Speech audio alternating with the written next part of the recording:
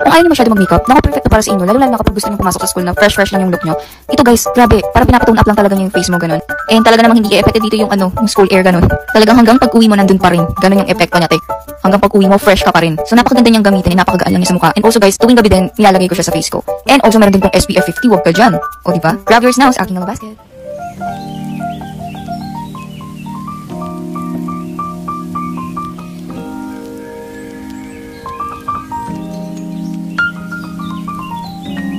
Bago nga tayo magpahid na itong Saludent Whitening Sakura Whitening Glow Cream ay maghihilamos muna nga tayo. So, ayan. Bago tayo magpahid. Nakapaghilamos na nga tayo. Wala akong ipapahid na iba sa mukha ko para mas makita nyo yung kung gaano ka moisturizing, kung gaano siya kaganda ipahid sa mukha. So, ayan. So, guys, pag bumili pala kayo nito, meron ng pre na ganito. Parang lip tint pa siya, lipstick. So, ito. Pakita ko siya. So, ito. Yan ang kanyang ito yung pre niya.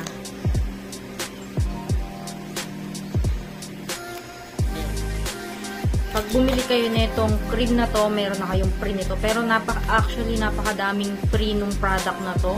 Depende kung ilan yung bibili nyo. Ako, isa lang yung binili ko, kaya isa lang yung pre. Pero ang dami nitong pre. So, ito na guys. Yung kanyang itsura. Ayan yung itsura ng box niya. So, may mga nakalagay naman dito na kailangan yung mga malaman. Nandito naman siya. Tapos, ito yung pinaka-itsura niya. So, tapos, meron tong maliit na kutsara eh. Ito. Maliit siyang kutsara. So, ayan. Kita nyo, puno to eh, kasi nagagamit ko na rin siya pag pumapasok ako ng trabaho. Ito na yung ginagawa kong pinaka-cream ko. Kasi nga, meron na rin tong sunblock or sunscreen, SPF 50 PA++. Kaya parang ito na yung pinaka-ginamit ko talaga. So, ayan. So, guys, ayan. Ganyan siya kalapot. Ganyan siya kalabnaw.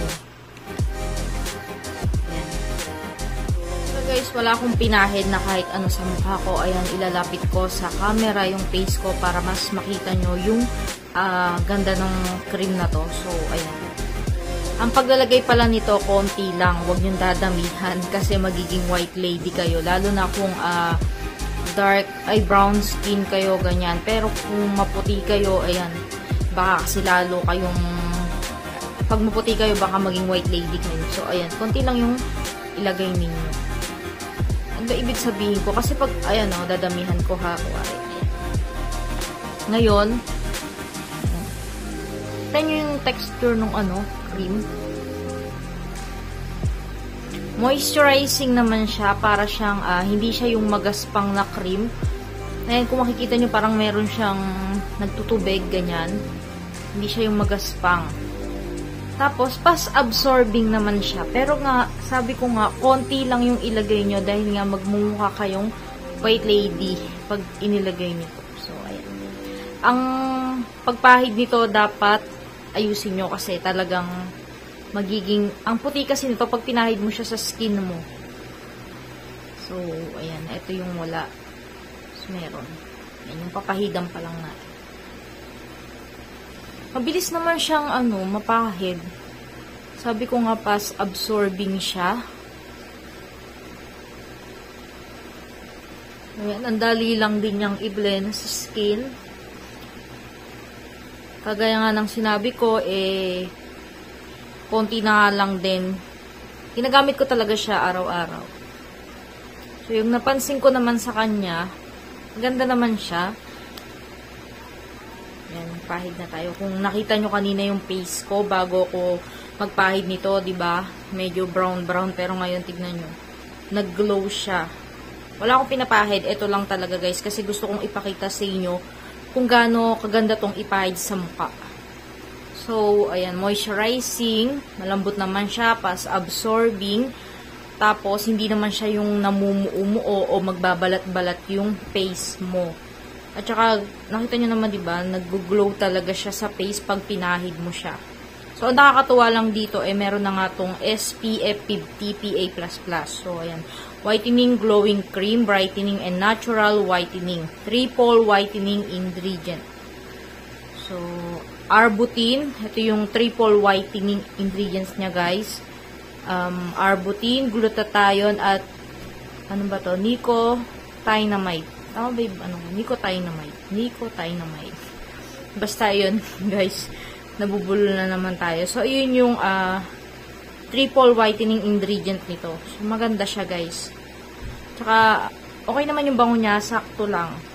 So, yung product picture niya contain multiple whitening ingredients to prevent melanin deposition and create UV defense for your delicate skin, protecting your skin from sunlight and giving you instant whitening experience. So, ayan. Kita nyo naman yung face ko kanina, diba?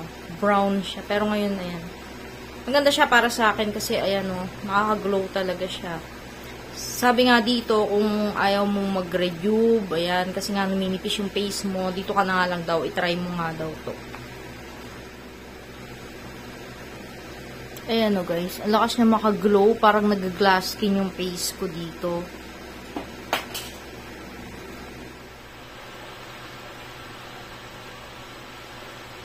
Para saan ba ang Sakura Whitening Glow Cream? Sa lahat ng may mga acne, dark spot, uneven skin tone, pimple, melasma, etc. Kung meron kang pachi-pachi sa face mo na gusto mo nga daw matanggal, gusto mong kuminis, ayaw mo mag-rejuve kasi numinipis na yung skin mo sa face, ayan, ayaw mo nang namumula, nagbabalat. So, ang subukan mo nga daw itong Sakura Whitening Glow. Sa ilang araw ko ang paggamit nitong whitening glowing cream na to, nagustuhan ko siya kasi unang-una araw-araw ko siyang ginagamit bago ko pumasok sa trabaho kasi nga meron na tong SPF 50, kumbaga hindi ko na kailangan pang mag-alala kung nakapag sunscreen ba ako or hindi dahil nga meron na tong SPF 50, tapos glowing din siya sa face, hindi mo na kailangan ng marami pang anumang cream na ipapahid mo sa mukha mo dahil nga ito lang whitening glowing cream sapat na. Tapos yun nga, napakadami niyang benefits na pwedeng makatulong sa face mo. Pero sa ngayon nga, kung nakikita nyo, meron ako mga ayan. May mga dark spot ako, may maliliit na melasma. So, wala pa namang ganap, hindi pa naman niya nabubura, hindi pa naman niya napapalighting sa paggamit ko nga ng 1 week nito. Pero ang nagustuhan ko lang sa cream na to, tumatagal talaga siya sa face mo. Glow ka pa rin kahit maghapon na ilang oras nang hindi ka nakakapagpahid ng kahit anumang cream. So, yun lang. Nare-recommend ko tong product na to.